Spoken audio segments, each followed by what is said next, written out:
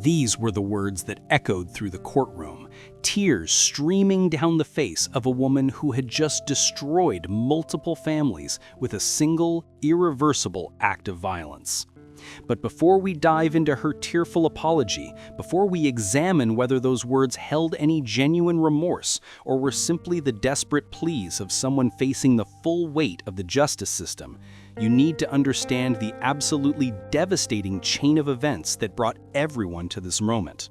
And I promise you, what you are about to discover about the relationship between this woman and her victim will leave you absolutely stunned. Kodesha Bryson was locked up after allegedly shooting and killing her ex-boyfriend at a Motel 6 in Greenville County, South Carolina. But when she stood before the judge, when she faced the family of the man whose life she had taken, her demeanor was one of complete and utter devastation, presenting herself as someone consumed by regret and sorrow.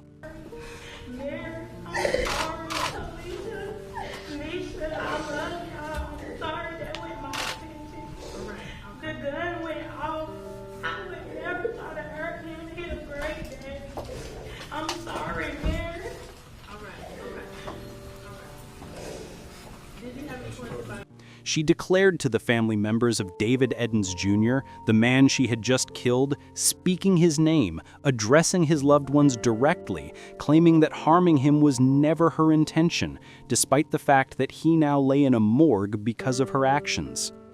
The sheer contradiction in those words is almost impossible to reconcile with reality. She acknowledged that he was a great father, a wonderful dad to their children, someone worthy of love and respect. Yet she was the very person who ensured that those children would never again experience their father's presence, his guidance, his love. How do you claim you never meant to hurt someone when you've taken their life? How do you express love for a family while simultaneously being the source of their most profound suffering?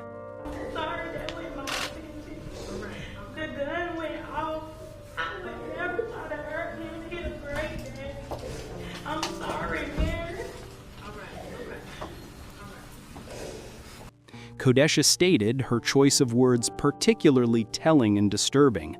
Not "I pulled the trigger" or "I shot him," but rather the gun went off, as if the weapon possessed its own agency, as if she was merely a bystander to the tragedy rather than the person who orchestrated it through her deliberate decisions and actions. This kind of passive language, this refusal to fully own the consequences of one's actions, is something we see repeatedly in cases where perpetrators are attempting to minimize their culpability, to distance themselves psychologically from the enormity of what they've done. But the family sitting in that courtroom wasn't buying it for a single second.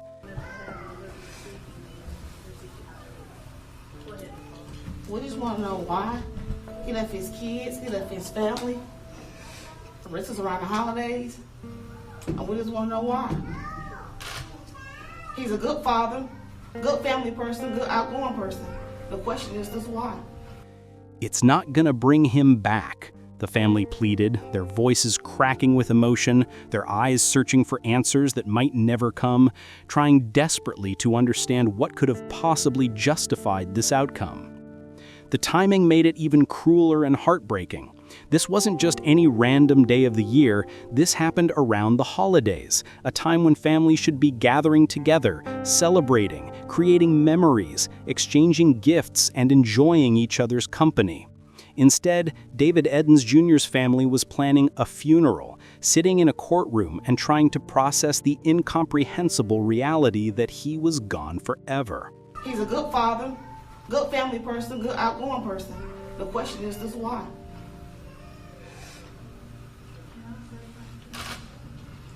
No, I want any commentary directed at me.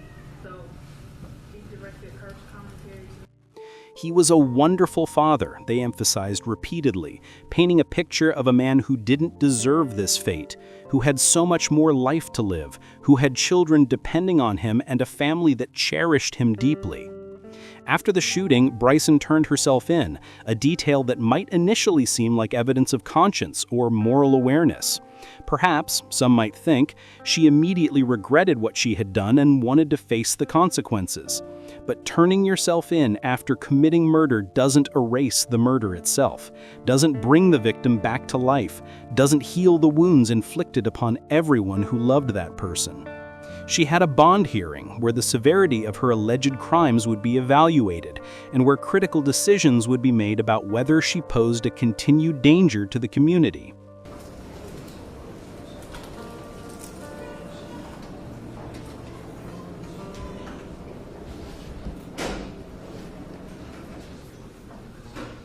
She can't take that back, David's cousin Laquise Baldwin observed, acknowledging the apology while also making it clear that words alone could never be sufficient.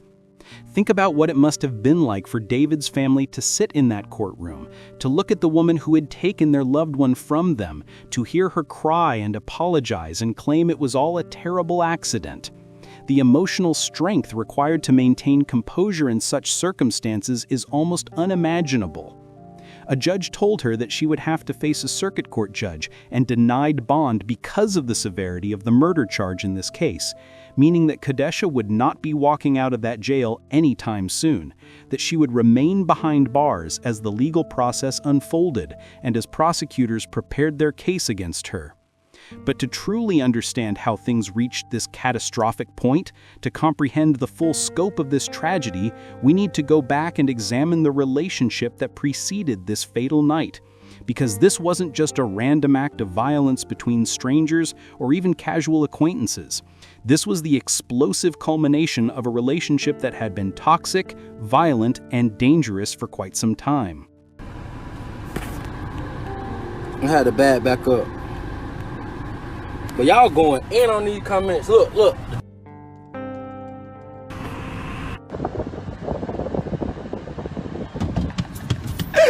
Oh! Baby mama.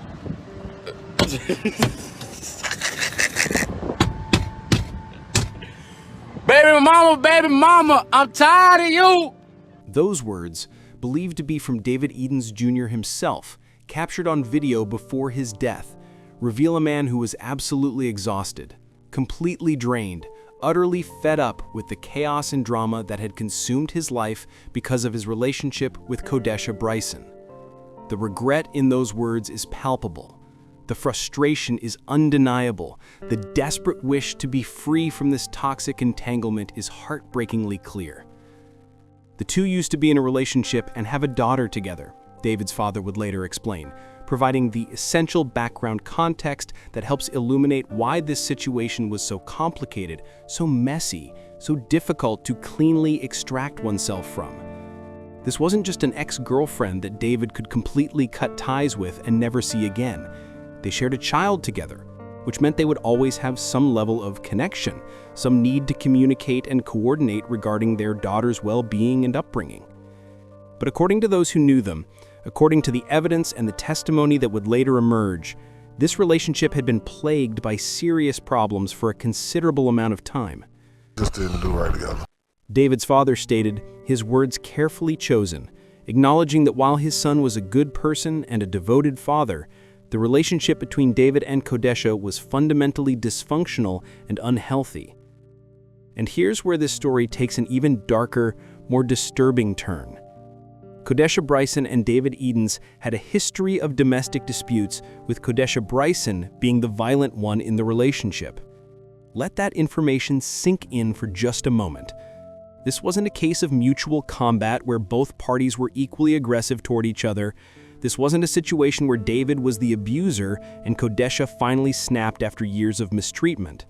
According to the information available, Kodesha was identified as the primary aggressor, the one who initiated physical altercations, the one who brought violence into their interactions. She attacked him before and wouldn't let go when he no longer wanted to be with him anymore, revealing a pattern of behavior that is deeply concerning and that should have served as a massive red flag to everyone involved. When someone refuses to accept that a relationship is over, when they become violent in response to rejection, when they cannot or will not respect boundaries and the other person's autonomy, that represents a genuinely dangerous situation with the potential for tragic outcomes. Baby mama, I'm tired of you. You doing things that a child will do. Somebody help me, please. What appears to be David's desperate plea, his voice filled with exhaustion and exasperation, literally begging for someone to help him escape this nightmare situation he found himself trapped within. The fact that he felt compelled to publicly express these feelings, to literally cry out for help, to compare Kodesh's behavior to that of a child, speaks volumes about just how bad things had gotten, how unbearable the situation had become, how desperately he wanted to be free from this toxic dynamic that was consuming his life and his peace of mind. But Kodesha, it seemed, had absolutely no intention of letting him go, no willingness to accept that their romantic relationship had ended, no ability to move forward and allow David to live his life in peace. And that obsessive refusal to let go, that violent response to rejection, would ultimately lead to the tragedy that unfolded on that fateful night at the Motel 6 in Greenville County. David Edens Jr. was more than just a victim in a crime statistic. He was a father to 3 children who needed him, who depended on him, who loved him unconditionally. He was a son whose father now had to bury him instead of watching him grow old. He was a family member whose absence would create a void that could never truly be filled by anyone or anything else. The impact of domestic violence, especially when it escalates to the level of homicide, extends far beyond just the immediate victim. It destroys families, traumatizes children, and leaves scars that last for generations. David's children will grow up with the knowledge that their mother killed their father, a burden no child should ever have to carry. His parents will forever live with the pain of losing their son in such a violent, preventable manner. His extended family will always wonder what might have been if only things had gone differently that night. The violence that had been simmering beneath the surface, the rage that had been building over time, the obsession that had been festering and growing more dangerous with each passing day, all of it finally erupted in the most catastrophic way imaginable, on what should have been just another ordinary night. And we're following a developing story this afternoon. Kodesha Bryson, there she is, locked up at this hour. The sheriff's office says she shot and killed her ex-boyfriend last night at this Motel 6 on Wade Hampton Boulevard in Greenville. The news would report, transforming what had been a private, toxic relationship into a public tragedy that would shock the entire community. The sound of breaking glass, followed by gunshots, woke many who slept at the Motel 6 in Greenville County. Picture this scene for a moment. People sleeping peacefully in their motel rooms, perhaps travelers passing through town, perhaps people down on their luck using the affordable accommodation, perhaps individuals there for entirely innocent and mundane reasons. And then suddenly, violently, terrifyingly, the quiet of the night is shattered by the unmistakable sounds of destruction and violence. The crash of glass being smashed, the sharp reports of gunfire echoing through the building, the chaos and confusion and fear that must have gripped everyone who heard those sounds. Some probably called 911 immediately, their hands shaking as they dialed, their voices trembling as they reported what they were hearing. Others might have hidden in their rooms, hearts pounding, wondering if they were safe or if the violence might spread to them as well. And was crying and told me something happened to my son.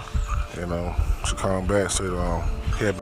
David Eden Sr. recalled, his voice heavy with a grief that no parent should ever have to endure, describing the moment when his entire world came crashing down around him. That phone call, that absolutely devastating notification that something terrible had happened to his son, that David had been shot, represents every parent's nightmare manifested into horrible reality. The confusion, the denial, the desperate hope that maybe it's not as bad as it sounds, the frantic rush to get more information, to get to your child, to somehow make everything okay, even when you know deep down that nothing will ever be okay again. But what exactly happened that night? What sequence of events led to David Eatons Jr. losing his life inside that motel room? Investigators say Kodesha Bryson broke motel windows in search of David Eatons Jr., and when she found him, she shot and killed him.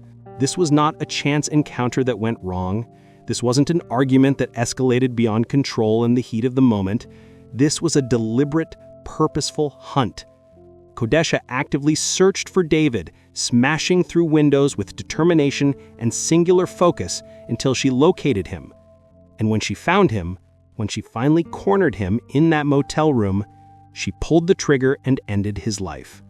The level of rage required to smash through windows, the intensity of emotion driving someone to hunt down their ex-partner with a loaded weapon, the complete loss of control and rationality that allows someone to pull that trigger, it's almost incomprehensible to those of us who have never experienced such consuming anger or obsession.